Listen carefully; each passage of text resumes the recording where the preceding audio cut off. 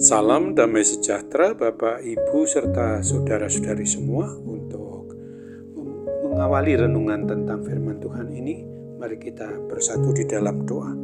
Tuhan Allah Bapa di sorga yang melebihi segala akal, hati, dan pikiran kami umat manusia, berfirmanlah kepada kami sebab kami bersedia untuk mendengar, dan mengandalkan Roh Kudus mampukan kami untuk boleh melaksanakan firman-Mu itu dalam hidup kami sehari-hari. Dalam nama Tuhan Yesus kami mohon kepadamu. Amin. Sebagai naskah renungan firman Tuhan pada hari ini diambil dari Lukas 10 ayat 25 sampai 28 yang berbunyi, pada suatu kali berdirilah seorang ahli Taurat untuk mencobai Yesus. Katanya, "Guru, apa yang harus ku perbuat untuk memperoleh hidup yang kekal?" Jawab Yesus kepadanya, "Apa yang tertulis dalam hukum Taurat? Apa yang kau baca di sana?" Jawab orang itu, "Kasihilah Tuhan Allahmu dengan segenap hatimu, dan dengan segenap jiwamu, dan dengan segenap kekuatanmu, dan dengan segenap akal budimu, dan kasihilah sesamamu manusia seperti dirimu sendiri." Kata Yesus kepadanya, "Jawabmu itu benar, perbuatlah demikian, maka engkau akan hidup." Sebagai tema yang diangkat dari nas renungan kita adalah makna atau arti baru tentang hukum Taurat. Nas renungan tentang firman Tuhan pada hari ini adalah merupakan jawaban dari seorang ahli Taurat pada saat ditanya oleh Tuhan Yesus tentang intisari ajaran dalam hukum Taurat itu. Sesungguhnya makna atau arti akan 10 perintah Tuhan atau hukum Taurat ini juga sudah disebut oleh Musa, seperti yang ditulis di dalam kitab Ulangan 6 ayat 4 dan 5. Tetapi para imam dan ahli Taurat tidak menggunakan pemaknaan tersebut maupun pengertian tersebut itu. Justru mereka menjabarkan 10 hukum Taurat itu sedemikian detailnya sampai mereka lupa makna atau arti sesungguhnya dari hukum Taurat tersebut untuk mengasihi Tuhan dengan segenap hati, dengan segenap jiwa, dengan segenap kekuatan dan akal budi mereka. Salah satu contoh penjabaran tentang hukum Taurat adalah yang telah keluar dari inti pengajaran Tuhan tentang kasih kepada Tuhan Allah itu sendiri justru yang terjadi, yang dijadikan sebagai pedoman para imam maupun ahli Taurat untuk menjadi dasar hukum guna menyusun siasat agar dapat membunuh Tuhan Yesus yang dianggap telah melanggar hukum hari Sabat, karena Tuhan Yesus menyembuhkan orang yang lumpuh tangannya di hari Sabat seperti yang ditulis dalam Matius 12 ayat 9 sampai 14. Sesungguhnya Tuhan Yesus tidak menghapus 10 hukum Taurat itu. Justru Tuhan Yesus menggenapinya dengan mengajarkan inti pemaknaan atau arti dari hukum Taurat yang biasa disebut hukum kasih secara benar kepada seluruh umat manusia.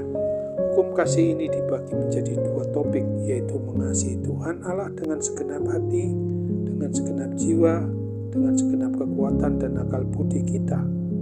Itu sebagai hukum kasih yang pertama dan utama. Oleh karena itu Tuhan Yesus sering menegur dengan keras kepada para imam dan ahli Taurat yang memutarbalikkan ajaran firman Tuhan sampai tidak lagi mengasihi Tuhan Allah dengan sungguh-sungguh.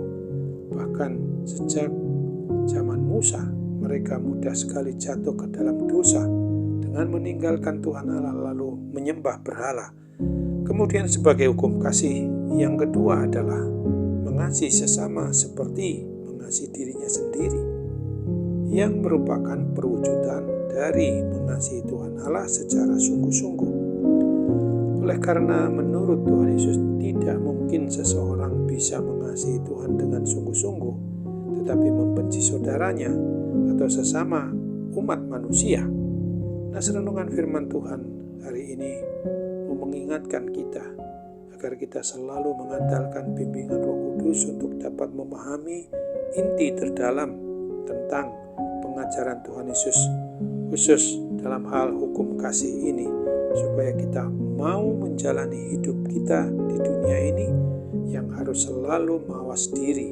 Kita patut pertanyakan tentang benarkah kita sungguh-sungguh mengasihi Tuhan dan mau mengasihi sesama kita umat manusia dengan segenap hati, dengan segenap jiwa, dengan segenap akal budi, dan dengan segenap kekuatan kita. Ingatlah akan apa yang ditulis dalam Matius 5 ayat 43-45 ini. Kamu telah mendengar firman, kasihilah sesamamu manusia dan bencilah musuhmu. Tetapi aku berkata kepadamu, kasihilah musuhmu dan berdoalah bagi mereka yang menganiaya kamu.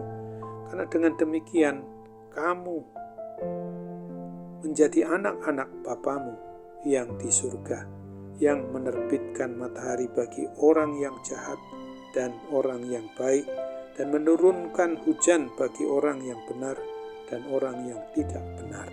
Amin.